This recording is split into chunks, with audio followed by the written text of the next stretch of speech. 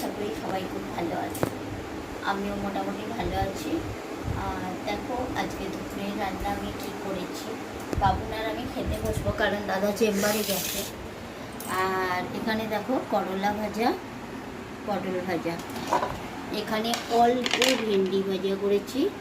আর এখানে সকালে করেছিলাম বেগুন পোড়া, এটা বাবুনের ভাগে, আমরা খেয়ে নিয়েছি। আর এখানে দেখো শাক ভাজা আছে। আর এখানে দেখো ঝিঙে পোস্ত খেতে কে কে ভালোবাসো অবশ্যই বলবে। এটা হচ্ছে ঝিঙে পোস্ত। আর এখানে করেছি দই কাতলা। দেখো দই কাতলার কালারটা কীরকম হয়েছে বলো। আর তার শুধু অনেকটা পোস্ত বাটাও ওতে দিয়েছি। আর এখানে এইটা তেল লঙ্কা তো বাদ যায়। আর সাদা ভাত, এটাই হচ্ছে আজকে আমাদের দুপুরের খাবার। কেমন হলো তোমরা একটু কমেন্ট করে বলবে। কেমন, তোমাদের কমেন্টের আশায় বসে রইলাম।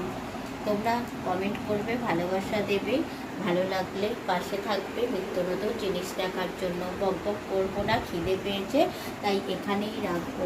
Bye bye.